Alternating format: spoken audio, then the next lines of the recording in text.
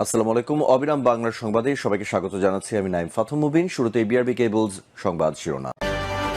Doctor ইউনূসকে নিয়ে খালেদা জিয়ার পুরনো বক্তব্য ভাইরাল, থাকছে বিস্তারিত। আওয়ামী লীগের চেয়ে বড় লীগ প্রেমিক হলো বিএনপির নেতারা। আমি মনে করি জামায়াতের আমিরকে ক্ষমা বিষয়ক উপদেষ্টা করা উচিত। ৫ আগস্ট হাসিনা পালিয়ে যাওয়ার পর বাংলাদেশ পায় আবার দ্বিতীয় স্বাধীনতা। ছাত্র জনতার অনুরোধে নোবেল বিজয়ী ডক্টর ইউনূস প্রধান উপদেষ্টা হন। স্পষ্ট বোঝা যাচ্ছে ইউনূস সরকারকে চালাচ্ছে অদৃশ্য কোনো এক শক্তি। তাহলে কি আমরা শীঘ্রই হারাতে চলেছি আমাদের এই স্বাধীনতা? এখন তাহলে প্রশ্ন আসে, কেন হারাবো আমরা স্বাধীনতা 2.0? আর কারা এর পিছনে দায়ী? জামায়াত ইসলামী আমিরের বরাবর ক্ষমার উদারতা, বিএনপি নেতাদের আওয়ামী প্রেম, নাকি ইউনূস সরকারের ভিতরে থাকা কোনো অপশক্তি যে এখনো পতিত আওয়ামী লীগ এর পুনর্বাসনের চেষ্টা চালিয়ে যাচ্ছে? এর সব কয়টি প্রশ্নের উত্তর পেতে যাচ্ছেন আজকের এই প্রতিবেদনে। অন্তর্বর্তী সরকারের প্রধান উপদেষ্টা ডক্টর মোহাম্মদ ইউনূসকে নিয়ে খালেদা জিয়ার একটি পুরনো বক্তব্য সামাজিক যোগাযোগ মাধ্যমে ভাইরাল হয়েছে। বিরোধী দলীয় নেতা থাকা অবস্থায় 2010 সালে বেগম জিয়া জাতীয় সংসদে বক্তব্যটি দিয়েছিলেন বলে জানা গেছে। 2.5 মিনিটের এই বক্তব্যে ডক্টর ইউনূসকে আন্তরিক অভিনন্দন জানিয়ে খালেদা জিয়া বলেছিলেন, শান্তিতে নোবেল বিজয়ী ডক্টর মোহাম্মদ ইউনূস সম্প্রতি যুক্তরাষ্ট্রের সর্বোচ্চ ইউএস কংগ্রেশনাল অ্যাওয়ার্ডে ভূষিত হয়েছেন। এজন্য জাতি হিসেবে আমরা গর্বিত। সাবেক প্রধানমন্ত্রী বলেছিলেন, তবে স্বদেশে তিনি যেভাবে নিগৃহের শিকার হচ্ছেন তা সত্যিই দুঃখজনক। তার মেধাশ্রম ও ঘামে প্রতিষ্ঠিত গ্রামীণ ব্যাংকও আজ হুমকির মুখে। সরকার নিয়োজিত কমিশন নোবেল বিজয়ী প্রতিষ্ঠান গ্রামীণ ব্যাংককে ভেঙে 19 টুকরো করার সুপারিশ করেছেন। আমরা এতে স্তম্ভিত। এ ধরনের সিদ্ধান্ত গ্রামীণ ব্যাংককে ধ্বংস করে ফেলবে। গ্রামীণ ব্যাংকে সরকারি হস্তক্ষেপের প্রতিবাদ জানিয়ে ওই দিন খালেদা জিয়া আরও বলেছিলেন, ক্ষুদ্র ঋণের মাধ্যমে নারীর ক্ষমতায়নের এই ব্যাংক গুরুত্বপূর্ণ ভূমিকা পালন করেছে। সেই প্রতিষ্ঠান ধ্বংসের উদ্দেশ্যে প্রতিশোধমূলক চক্রান্ত বন্ধের জন্য আমি সরকারের প্রতি আহ্বান জানিয়েছি। আমরা এর তীব্র বিরোধিতা করেছি। দেশের মানুষ এ ধরনের হীন কার্যকলাপ মেনে নিবে না। তিনি বলেছিলেন, একটি প্রতিষ্ঠান ভেঙে ফেলা, ধ্বংস করা খুবই সহজ, কিন্তু এ ধরনের একটা প্রতিষ্ঠান গড়ে তোলা অনেক কঠিন ও শ্রমসাধ্য কাজ। গ্রামীণ ব্যাংকের ওপর রাষ্ট্রীয় কর্তৃত্ব আরোপের যে অপচেষ্টা করেছে, আমরা এরও তীব্র বিরোধিতা করছি।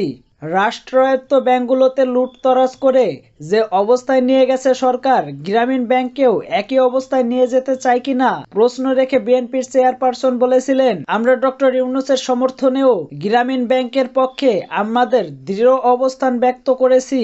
তিনি বলেছিলেন, জাতির জন্য যারা সম্মান বয়ে আনেন সেই কৃতি সন্তানরা যেন দেশেও সম্মান পান, তা আমাদের নিশ্চিত করতে হবে। তা না হলে দেশ মেধাশূন্য হয়ে পড়বে। জানা যায়, বৃহস্পতিবার সশস্ত্র বাহিনীর দিবস উপলক্ষে দীর্ঘ 1 যুগ পর ঢাকা সেনানিবাসের সেনাকুঞ্জে যান সাবেক প্রধানমন্ত্রী ও বিএনপির চেয়ারপারসন বেগম খালেদা জিয়া।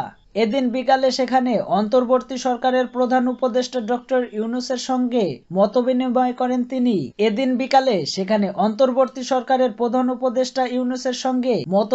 করেন তিনি। পরে বেগম খালেদা জিয়াকে স্বাগত জানিয়ে বক্তব্য দেন ডক্টর ইউনূস। এরপরই সামাজিক যোগাযোগ মাধ্যমে ভিডিওটি ছড়িয়ে পড়ে। বিএনপির মহাসচিব মির্জা ফখরুল ইসলাম আলমগীরও তা ফেসবুক পেজে শেয়ার করে পুরনো ভিডিওটি। 28 অক্টোবর 2006 সালের বায়তুল মোকাররম উত্তর গেইটে শান্তিপূর্ণ সভায় আওয়ামী লীগ সহ 14 দলীয় জোটের সন্ত্রাসীরা নারকীয় তাণ্ডব চালায়। তারা জামায়াত ইসলামী 6 জন নেতাকে হত্যা করে এবং শত শত কর্মীকে নির্মমভাবে আহত করে। রাজপথে লগি বৈঠা দিয়ে মানুষ হত্যার পর লাশের ওপর নৃত্যের ঘটনা দেশের মানুষ ভুলে না গেলেও জামায়াতের আমির কিন্তু সেই সব ভুলে আওয়ামী লীগের নির্যাতনকে ক্ষমার ঘোষণা দিয়েছিলেন ফ্যাসিস্ট পতনের 1 মাসের মাথায়। আওয়ামী লীগ ক্ষমতায় আসার পর শেখ হাসিনার নেতৃত্বে বিগত 16 বছরে জামায়াতের 11 জন শীর্ষ নেতাকে জেল হাজতে রেখে নির্যাতন করে এবং পরে ফাঁসি দিয়ে হত্যা করে। আর এখন কিনা জামায়াতের আমির শফিকুর রহমান বলেন, আমরা ইউনাইটেড বাংলাদেশ গড়তে চাই। আমি বারবার ফ্যাসিজম আর ফ্যাসিস্ট বলা পছন্দ করি না, কারণ এরাও তো আমাদের পরিবারের সদস্য, রাজনৈতিক পরিবারের সদস্য। উনি যে আওয়ামী লীগকে রাজনৈতিক পরিবারের সদস্য হিসাবে বুঝিয়েছেন, এটা বুঝতে নিশ্চয়ই কারোর সমস্যা হবার কথা নয়। তার মানে খুনিকে পরিবারের সদস্য বলতে চান জামায়াতে আমির। 1996 সালে আওয়ামী লীগ এর বন্ধু ছিল কিন্তু এই জামায়াতে ইসলামী। তারা একসাথে জোট বেঁধে তত্ত্বাবধায়কের দাবিতে রাজপথে নেমেছিল। সেই পুরাতন বন্ধুত্বের কারণেই কিনা জামায়াতের আমির এখন আওয়ামী লীগের প্রশংসা করছেন। তা না হলে এত বছর অন্যায় অত্যাচার শিকার হওয়া একটা দলের আমির কেন আওয়ামী লীগকে ক্ষমা করতে চায়? যেখানে আপনি আপনার নেতা কর্মীদের হত্যার বিচার চাইবেন, তা না করে আপনি বলছেন ক্ষমার কথা। এটা রীতিমতো ওনার নিজের নেতা কর্মীদের সাথে অন্যায় করছেন। শুরু থেকে ছাত্র জনতা গণ অভ্যুত্থানের কৃতিত্ব নিয়ে বৈষম্য বিরোধী ছাত্র আন্দোলন ও বিএনপি নেতৃত্বের মধ্যে বিতর্ক চলে আসছে। ছাত্র নেতারা মনে করেন রাজনৈতিক দলগুলো 15 বছর আন্দোলন করেও যেখানে হাসিনাকে পতিত করতে পারেনি, কিন্তু ছাত্ররা পেরেছেন। অন্যদিকে বিএনপি সহ আন্দোলনকারী দলগুলোর দাবি, ধারাবাহিক আন্দোলনের সংগ্রামের মধ্য দিয়ে পতিত আওয়ামী লীগকে পতন করা সম্ভব হয়েছে। ছাত্র জনতা গণ অভ্যুত্থানের শেষ খুঁটি গেড়েছেন। এমনকি এটা বোঝাতে বিএনপি এর নেতা মির্জা আব্বাস বাবাদের আগে সন্তানদের না যেতে পরামর্শ দিয়েছেন। আবার তিনি বলেন অন্তর্বর্তী সরকার নাকি সংবিধান সংস্কারের এখতিয়ার রাখে না। একই সুরে বাঁশি বাজিয়েছিলেন বিএনপির মহাসচিব মির্জা ফখরুল ইসলাম আলমগীর, যার মতে আওয়ামী লীগ নিষিদ্ধের নাকি দরকার নেই। রুহুল কবির রিজভীও মুজিবের ছবি নিয়ে বক্তব্য দিয়ে বেশ সাড়া পেয়েছেন জনসাধারণের কাছ থেকে। বিএনপির নেতাদের এত আওয়ামী প্রেম এবং মুজিব প্রেম তবে এই স্বাধীনতা 2.0 এর ভিত্তি নাড়িয়ে দিতে যথেষ্ট। আওয়ামী লীগ আমলে এমন বিবর্ণ আইন শাসন ব্যবস্থা কায়েম করেছিল, মূর্তিমান আতঙ্ক। তারা যে দিক দিয়ে হাঁটতো, বিএনপি ও জামায়াতের কর্মীরা সেদিক দিয়ে হাঁটতে ভয় পেত। কর্মীরা ফিস ফিস করে কথা বলতো, নীরবে কথা বলতো।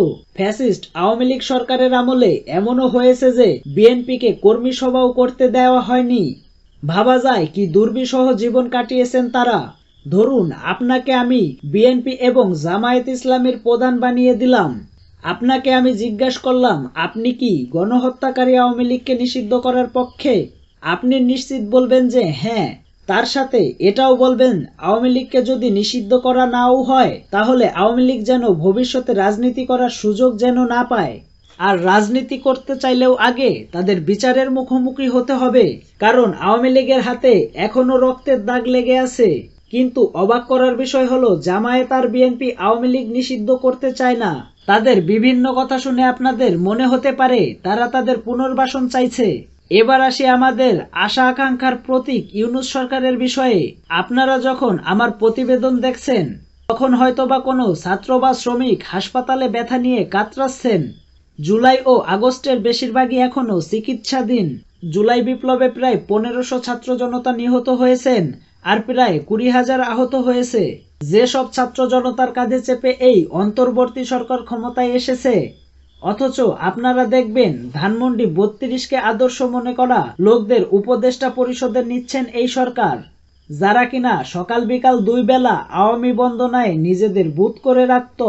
এই যে বৈষম্য বিরোধী ছাত্র আন্দোলনে কতজন ছাত্র গুলিবিদ্ধ হয়েছে, এখনো হাসপাতালে অনেক ছাত্র জনতা কাতরাচ্ছে। অন্তর্বর্তী সরকারের লোকেরা কয়জন নিয়মিত তাদের দেখতে যান? প্রশ্ন রেখে গেলাম আপনাদের কাছে। বিতর্কিত যে 2 জন উপদেষ্টা বানানো হলো, তার মধ্যে একজন উপদেষ্টার ভাই আওয়ামী লীগের এমপি ছিলেন, যিনি বৈষম্য বিরোধী ছাত্রদের খুনের আসামি। তাদের এই বৈষম্য বিরোধী ছাত্র আন্দোলনের কোনো ভূমিকা নেই, তাদের উপদেষ্টা করে বিতর্ক সৃষ্টি করা হয়েছে। আর একজন প্রকাশ্যে আওয়ামী লীগের জয়গান করতেন, তার অনেক প্রমাণ সোশ্যাল মিডিয়া ইউজাররা ইতোমধ্যে অনেকেই দেখেছেন। এই 2 উপদেষ্টাকে নিয়োগ দিয়ে আবু সাইদ ও মুগ্ধদের রক্তের সাথে অবমাননা করা হলো। আমরা সবাই আশা করেছিলাম অন্তর্বর্তী সরকার হবে একটি স্বচ্ছ কাচের বাক্সর মতন, যার ভিতরে কি চলছে তার সবটাই বাইরে থেকে যেন দেখা যাবে। কিন্তু তা কি হয়েছে? যেখানে জুলাই বিপ্লবে অংশগ্রহণকারীদের বাদ দিয়ে আওয়ামী সন্ত্রাসী বাহিনী পন্থীদের নিয়োগ করা হয়েছে। আমরা সাধারণ মানুষরা আগে থেকে জানতেই পারি না কারা হচ্ছেন উপদেষ্টা। মাহফুজ আলম, যাকে মাস্টার মাইন্ড হিসেবে বিশ্ববাসীর কাছে পরিচয় করিয়ে দিয়েছেন ডক্টর ইউনূস, 84 বছর বয়সে ইউনূস ছাত্রদের অনুরোধে অন্তর্বর্তী সরকারের দায়িত্ব নেন। তার চাপ কমানোর জন্য উপদেষ্টার বিশেষ সহযোগী হিসেবে নিয়োগ দেওয়া হয় মাহফুজ আলমকে। তিনি ঢাকা বিশ্ববিদ্যালয়ের আইন বিভাগের ছাত্র ছিলেন।